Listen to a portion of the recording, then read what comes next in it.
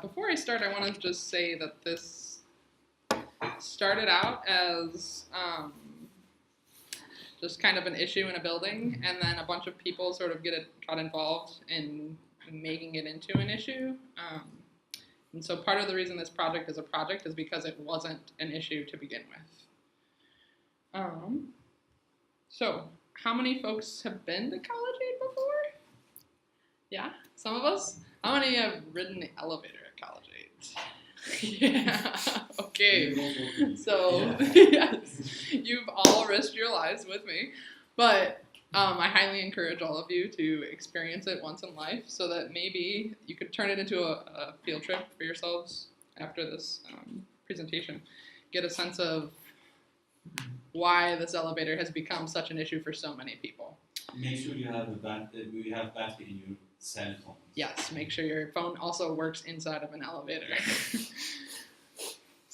Yes.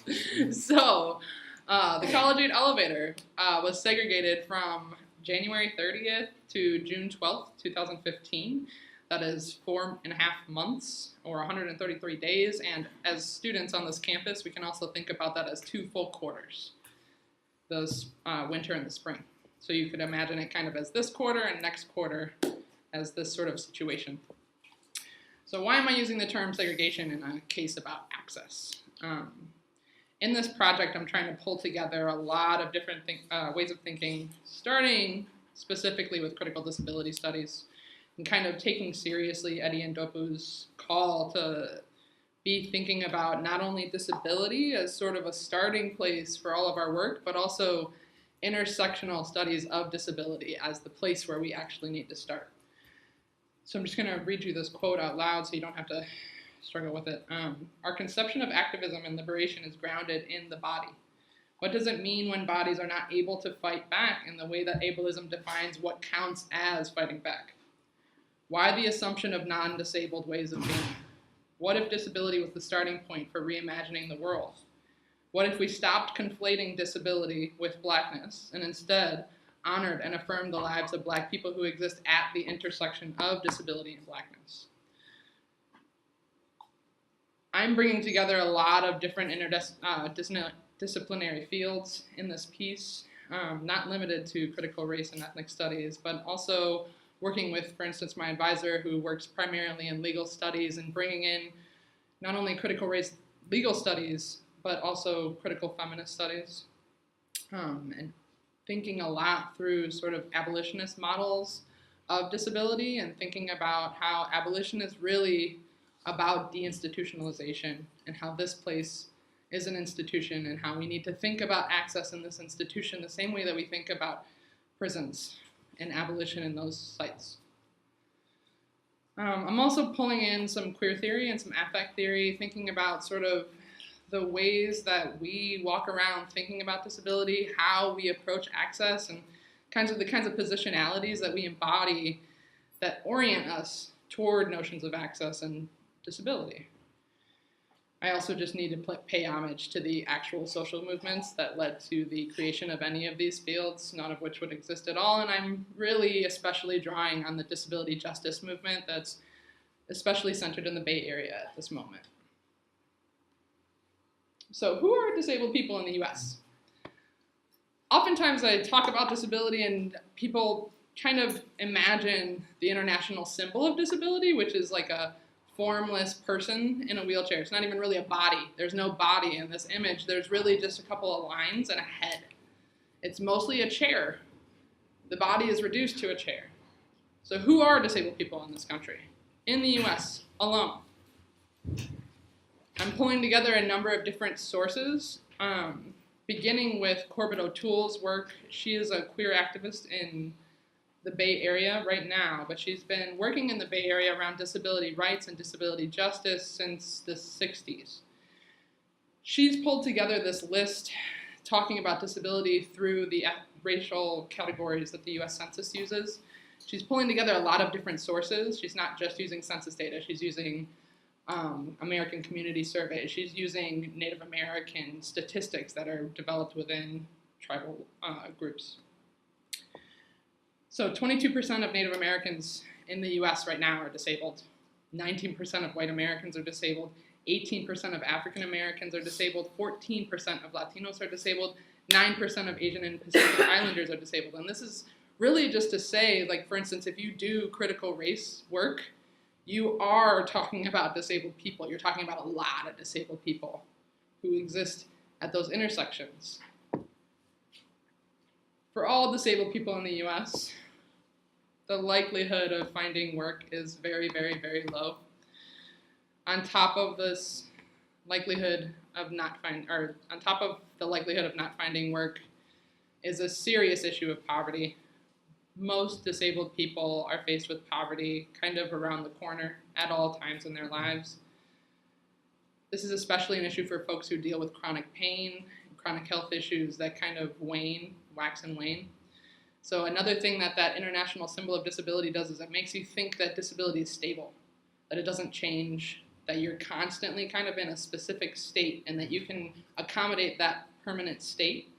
When in reality, disability is actually really amorphous and it changes as you age over time without aging. I mean, you age over time. It doesn't necessarily have to be correlated with age. It can be correlated with a change of environment. The rapidity of my own disablement has increased exponentially upon moving to this type of environment from a place that was mainly flat. Things that you don't expect are what end up disabling most people. Poverty, unemployment. Let's talk about sex and gender a little bit. Men with disabilities are almost twice as likely to have jobs than women with disabilities. On top of being significantly more poor, and these are quotes from the United States Department of Labor. On top of being significantly poorer, women with disabilities are also known to receive considerably lower wages than men with disabilities when they have a job. In addition, disability affects women workers in their role as caregivers. And in the US, as most of the world, caregivers are almost ubiquitously women. Often women with disabilities taking care of their families as they age and as they become disabled. So I want to think about UCSC as an institution, but I also want to think about a very specific site in this institution, College 8. And I want to think about how there are these types of geographies of disability that most of us don't have to walk around thinking about, or we do think about unconsciously. All of us have days when we're exhausted, where we cannot handle hiking it anymore. We just can't. Where we need that elevator to get us to our next class, to get us to our next section, to make it our job and our graduate studies work. This is a map of College 8. I also have a couple print copies if these are hard to see. And I'm sorry, I should have brought this up earlier. I brought in a couple of large print copies, like an outline of this presentation. If you're just not in the mood to look at something, you can read instead. The outline includes some image descriptions, so if these images are just not working for you, those will help out too. So this is College 8, and the blue dotted lines are the access paths. So I'm going to try and get up and show you some things here. Does everyone know where the actual elevator is? Yeah. So it's in the College 8 academic building. Can everyone see it? I can't point to it right now. But it's a white building. It's labeled academic building. From the bus stop on Heller Drive, there is only one way to get from the upper tier, where the academic building is and where the bus lets you off, down to any of this. And that is the College 8 elevator. There is no access path except that elevator. They have maps demonstrating this. These are UCSC maps. I pulled these from the website yesterday.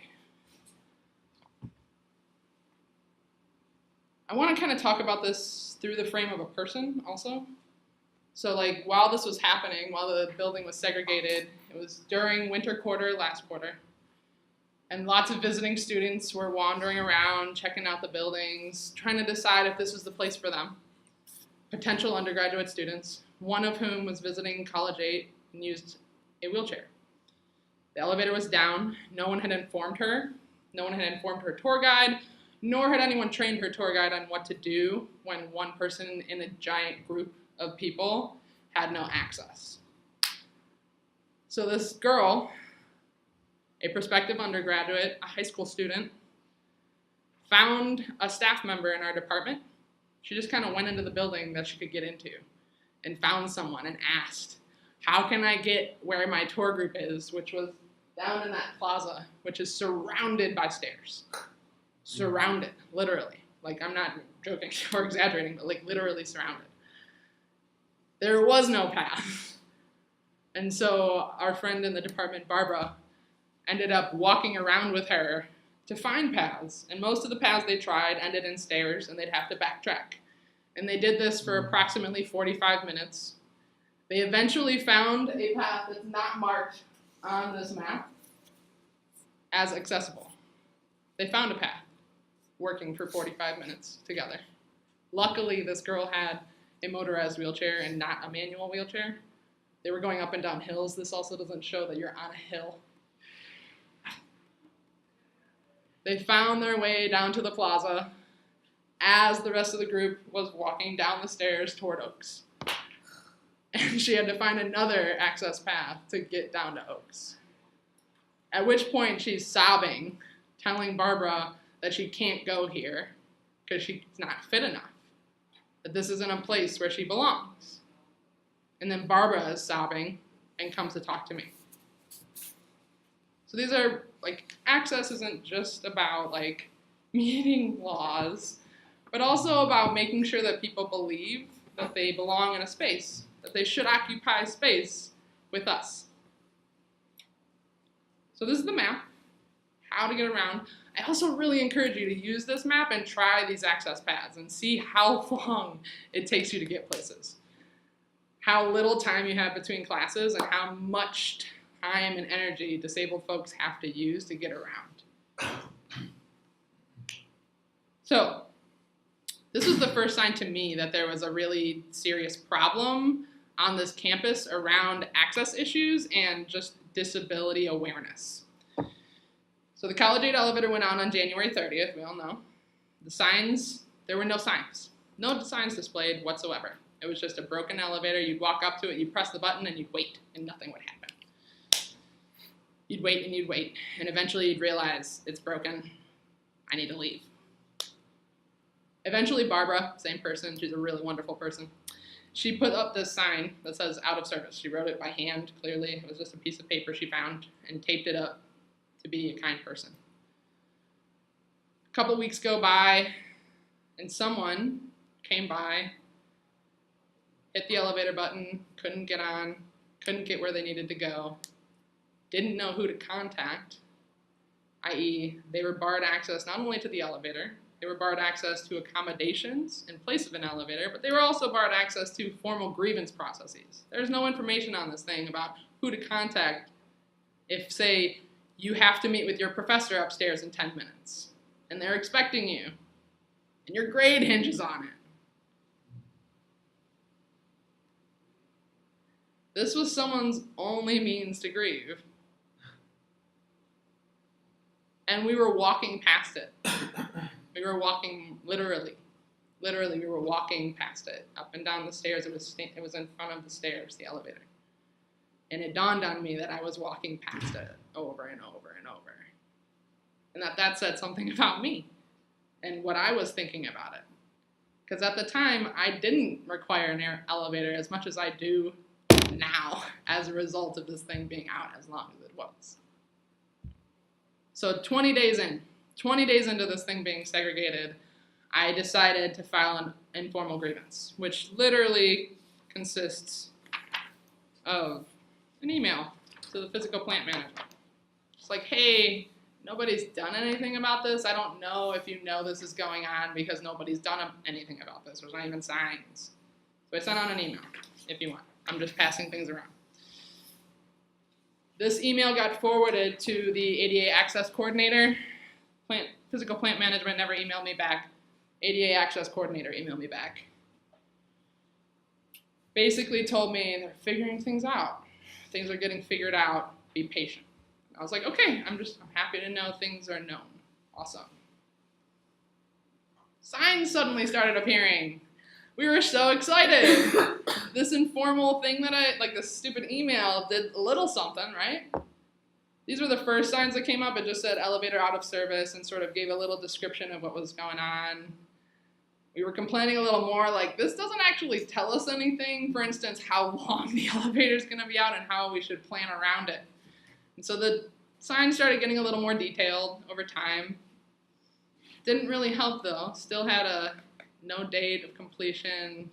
It did provide information about the DRC. It did supply information about what employees should do, for instance, if they can't get to their office on the 3rd floor.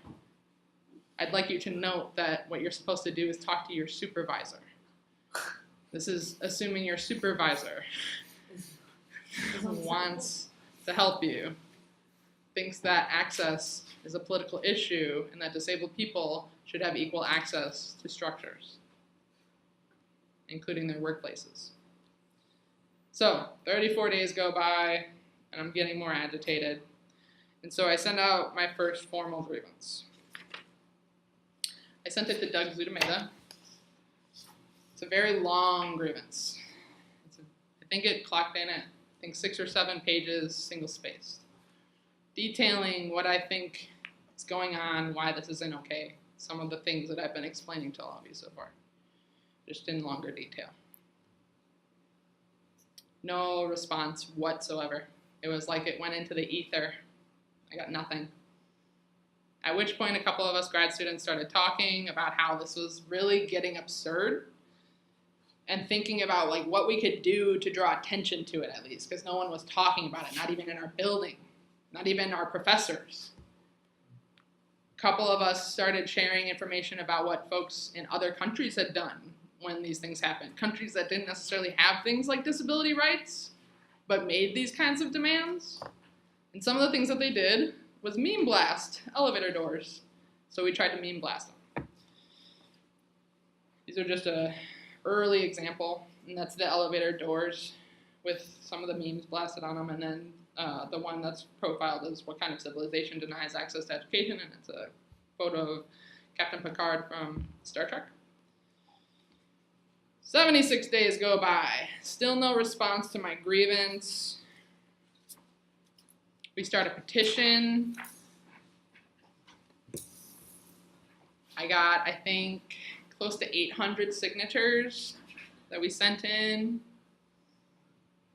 At this point, I decided to file a second formal grievance because my first one hadn't been responded to. At this point, I was taken a little more seriously because I sent in not only this, but a few testimonials from fellow students at College 8. I got some faculty involved who were advocating as well. The second grievance is here. I'm going to pass this around in a minute. But I'm going to read to you from this grievance. Sorry, I'm skipping ahead a little.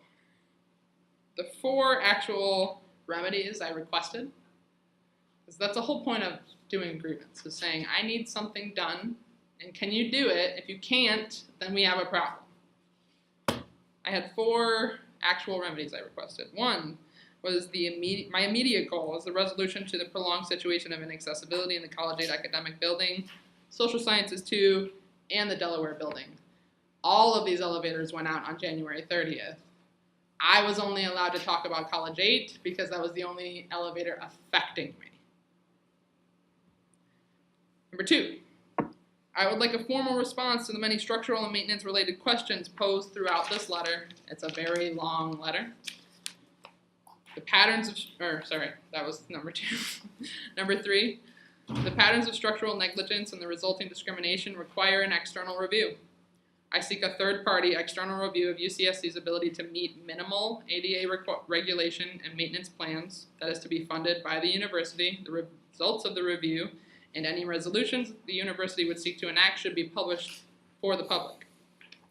And then the 4th, I seek a serious dialogue, one that includes all of the access needs, not only those with mobility impairments like myself, of disabled students, faculty, staff, visitors to the UCSC campus. We need to talk about patterns of structural segregation on the UCSC campus and legitimate actions to be taken on the part of the university to directly address restructuring these patterns of unequal access and treatment. So this is the second grievance that I sent on April 15th. That's 76 days into the segregation period, 2 months, almost 7 weeks. At this point, we started getting really serious with these memes, and we tried to start really kind of pinpointing specific ideas that weren't being discussed.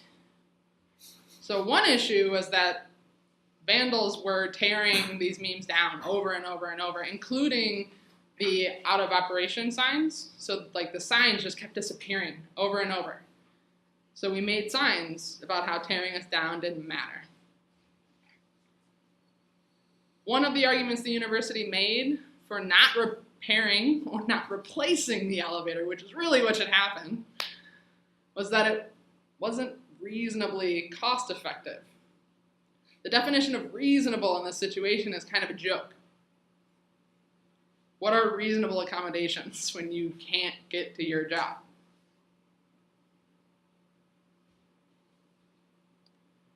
The signs just kept growing over time. The issue is an issue of segregation, and the campus is not committing to desegregation. And we need to talk about how this issue not only affects disabled people, but large groups of people that no one thinks about in relation to access accommodation. And they grew. I want to specifically point out Spider-Man. Spider-Man is laying in a hospital bed, and it says maybe when they get the bill, they might care to fix a few elevators. This one especially reminds me of one of the maintenance workers in our building who got trapped in the elevator for multiple hours in the middle of the night while trying to clean the building when it broke. Since then, he can't ride the elevator, pushes his cart into the elevator, and walks up the stairs. I also especially think of employees with the Obama meme that says, your superior says, don't mention that door. A number of my superiors suggested that I chill out and that I stop talking about the door as though it wasn't the door to my job, the door to my education. When we were supposed to be excited about the idea that we'd only have to wait a few more weeks, it's just a little more time. And undergraduates who couldn't go visit their professors, who were paying full tuition just like all of their other classmates, were supposed to accept that they just didn't have access, but should still pay. 84 days in. That's almost 3 months. City-on a Hill Press, I have it, published an article called Out of Service, Americans with Disabilities Act Grievance Pushes Discourse About Campus Accessibility. I'm interviewed in this piece. Barbara, who I mentioned, is interviewed in this piece and actually risked herself in a lot of ways to talk openly about what was going on. Risked her job, which is something she's always a very willing person to do. So let's talk further about who is affected. Let's really try and think about who is affected by building segregation. Specifically in this case, who is affected when elevators are inaccessible? So I'm going to keep this like a formal presentation. Normally I do this like a workshop-y thing where we kind of discuss options. And I'm going to sort of just go with it and then we can talk about it afterward. So the long answer to this question is a lot of people. The entire College Aid community is affected by this. I contacted the dean a lot. He was very affected by me. The provost, office staff, faculty, graduate and undergraduate students, the janitorial staff, the maintenance teams, administrative officers, students visiting their professors from other departments. All UPS delivery persons require the use of an elevator. All delivery persons, period, really rely on those things to exist. core writing people who had to get around often doing their work in the college cafe that, sorry, I keep thinking the map's up there, that you have to take stairs to get to without that elevator. The actual college cafe staff and workers who were taking shipments every single morning. College dining hall and staff, same situation. The computer lab is on the basement floor of College 8. Only way to get there is with that elevator. You don't get printing access anymore. Little things that disappear out of your life. Grounds and building maintenance workers. College 8 visitors. We talked about the prospective student who came, the young woman who used a wheelchair, and I think of her especially in these cases. I also think about her parents who might want to come, or your parents who might want to come to your graduation and then can't get around and can't come see that moment for you because it's not a place that cares to support them. Students with temporary injuries and illnesses. This is often where a lot of folks connect. It's like, oh yeah, I have totally broken a foot before, or like I've been in that situation where I was on crutches and I really relied on that elevator that maybe wasn't built there for me specifically. Last but not least, disabled people, who could be any and all of these other people. So far, just as a side note, I've been really emphasizing folks with mobility impairments. There are a lot of different types of disabilities, and they have very different accommodation issues, many of which are also made more difficult by the lack of structural accommodation. So the short answer is everyone. Everybody is affected by a lack of structural access. So, what structures are connected? What structures are responsible for the possibility of inaccessible conditions in the first place? An abbreviated list, but still a slightly long one, includes a number of people on this campus, offices on this campus, who are connected to state offices, national offices, US laws.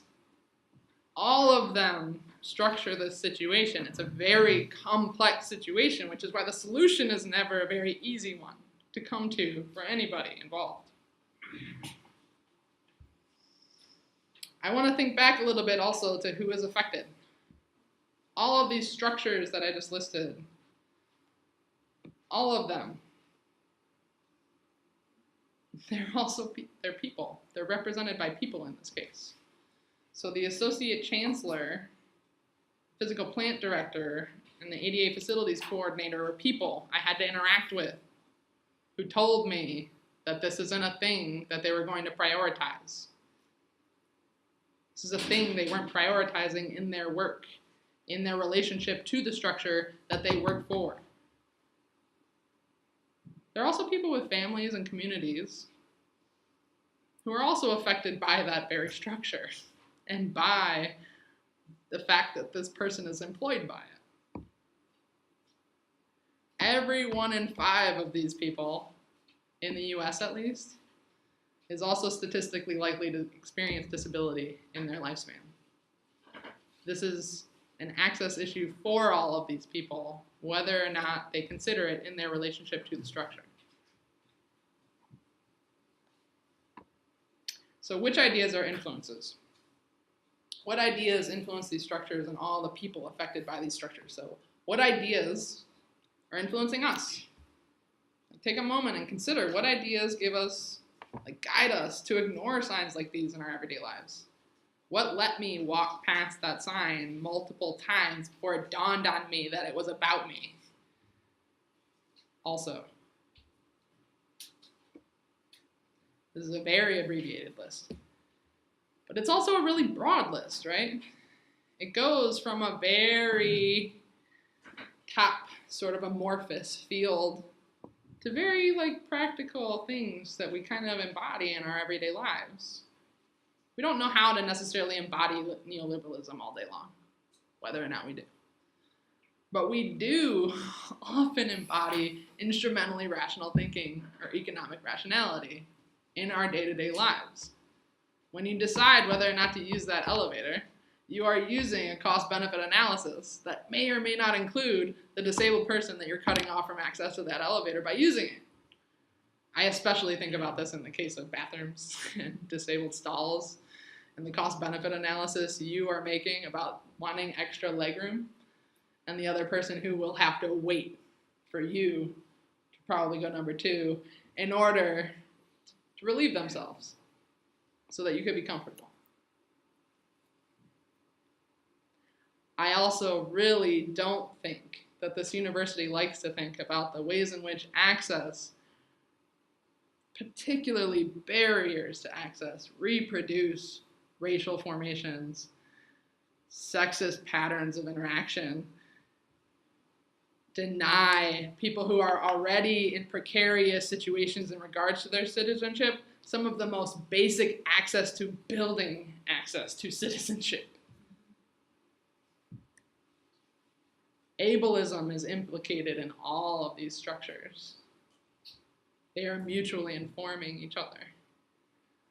We saw already that most of the disabled people in this country are actually people of color. Disabled students of color are much less likely to go to the university and demand access. Any student who belongs to a marginalized group is less likely to demand access. They're also more likely to expect that the university won't give it to them even if they do ask for it. This is internalized ableism that is coupled with internalized racism. We don't know the student body on this campus who's disabled because it's not like open information, nor should it really be. But that also means that we don't know each other. That also means it's really hard for us to communicate with each other and to organize.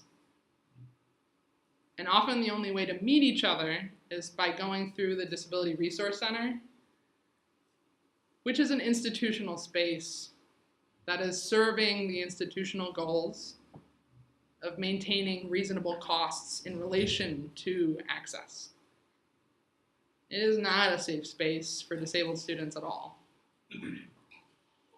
Least of all disabled students attempting to organize against the university.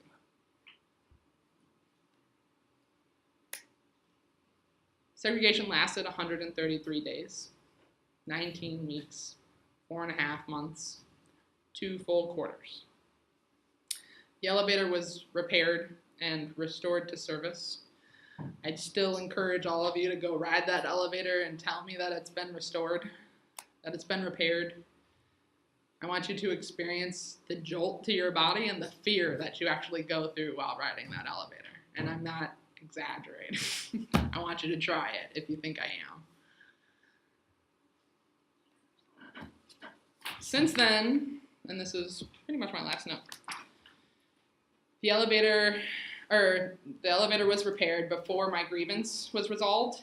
So my grievance wasn't resolved until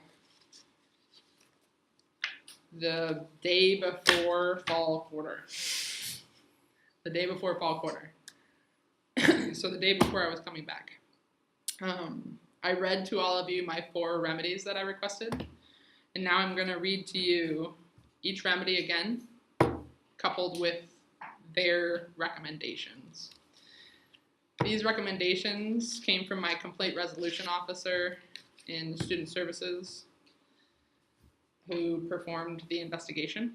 And I received notification of it through Galloway.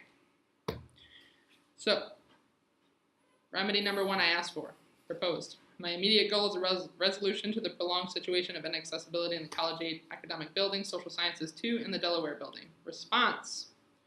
Resolved by the college-age elevator being restored to service as of June 12, 2015.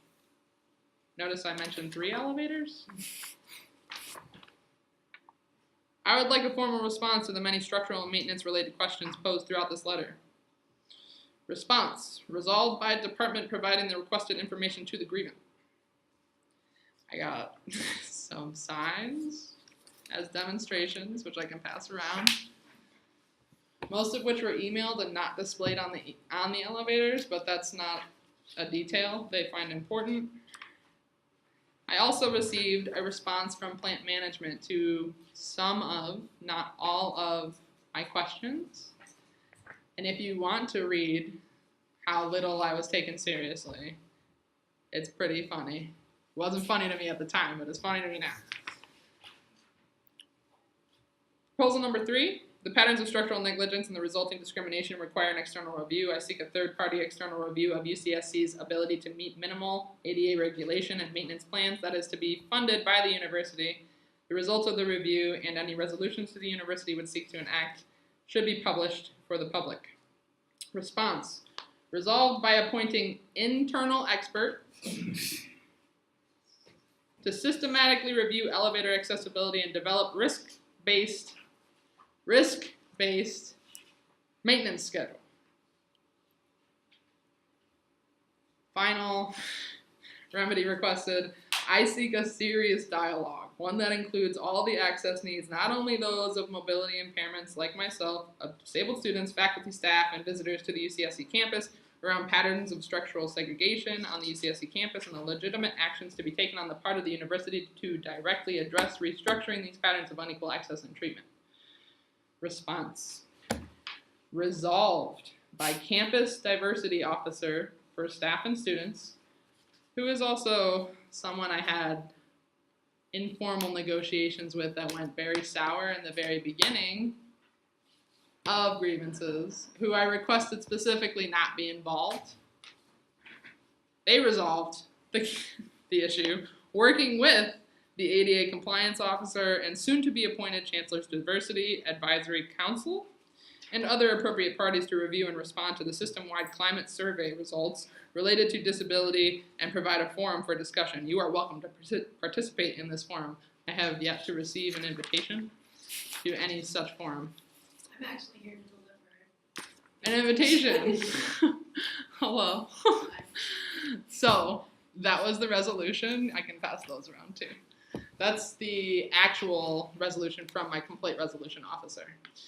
I did not bring Galloway's letter a little much, but that's the conclusion of my presentation. This is an ongoing issue. It's an ongoing discussion. Thanks for coming.